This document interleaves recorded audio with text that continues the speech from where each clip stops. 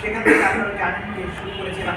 আমরা প্রথমে ছুটে যাই আহত যারা আছেন হসপিটালে তাদের কাছে, যেখানে আলামত আছে গণহত্যা শিকার যারা হয়েছেন সেগুলোর কাছে আমরা ছুটে যাই এবং সেগুলো সংগ্রহ করতে থাকি।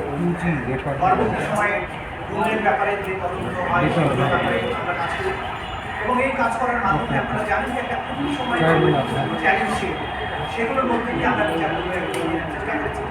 কারণ আমাদের দায়বদ্ধতা ছিল বাংলাদেশের ছাত্র জনতাকে যারা জীবনের সর্বোচ্চটা দিয়ে বাংলাদেশকে দ্বিতীয়বার মুক্ত করেছেন, স্বাধীন করেছেন, তাদের এই শহীদ পরিবারের সদস্যদের পেছনে আজকে বিশেষভাবে স্মরণ করব যে শহীদ পরিবারের সদস্যরা যারা আমাদের রাস্তা রেখেছিলেন, আমাদের কাছে এসেছেন, সাক্ষ্য দিয়েছেন, আমাদের তদন্ত কাজ, আমাদের বিচার কাজে সাহায্য করেছেন। শহীদ পরিবারের মধ্যে বৈষম্য বিরোধী ছাত্র আন্দোলন, বাংলাদেশের যে সমস্ত ঘটে যাওয়া ঘটনার ব্যাপারে প্রত্যক্ষদর্শী সাক্ষী এবং বিগত সরকারের ডক্টর ইউনূস সহ অন্তর্বর্তীকালীন সরকারের মাননীয় উপদেষ্টাবৃন্দ সবাই এই বিচারের ব্যাপারে আগ্রহী ছিলেন।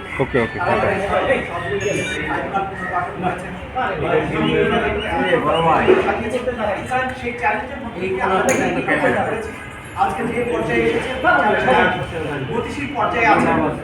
আমরা চাইবো, আমরা আশা করি বাংলাদেশে এই যে জনতা ছাত্র জনতার বিশাল ত্যাগের মধ্যে বাংলাদেশে তাদের সম্পর্কিত বিশিষ্টতার যে বিচারের দাবি তাদের মধ্যে আছে, যে বিচারের তৃষ্ণা আছে, যে পরিবারের মানুষগুলো ঘুম হয়ে গেছে সেই পরিবারগুলো চায় বাংলাদেশে তাদের পরিবারগুলো বিচার হোক, সঠিক বিচার হোক, যাতে করে তারাও একটা সান্ত্বনা পায়, তাদের প্রিয়জন না পেলেও অন্তত যারা এই অন্যায়টা করেছিল তাদের বিচার সেই বিচারের চেষ্টা সেইটার থেকে আমি মনে করি ইনশাল্লাহ নতুন যারা দায়িত্বে আসছেন, দায়িত্বে আসছেন, তিনি এই বিষয়গুলো মাথায় রেখে বাংলাদেশের এই মানুষগুলোর বেদনা হতো এই মানুষগুলো তাদের বিচার করা এই বিচার প্রক্রিয়া অব্যাহতভাবে সামনে অগ্রসর হবে।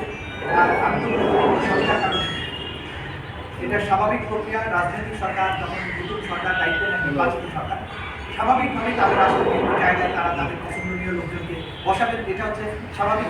একদল ক্ষমতা থেকে চলে যায়।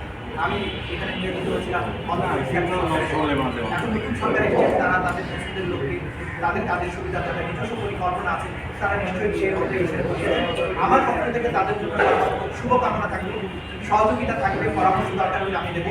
এবং আমি একজন সাধারণ নাগরিক চাইব যে বিচার প্রক্রিয়া এখানে চলমান আছে সেটা যেন অবশ্যই অব্যাহত থাকে, বাংলাদেশে এই অপরাধগুলো পুনরায় আর কখনো সংঘটিত হতে না পারে। এটাই মোটামুটি প্রতিক্রিয়া আমার জন্য। আপনারা সবাই ভালো থাকবেন, মিডিয়ার বন্ধুদের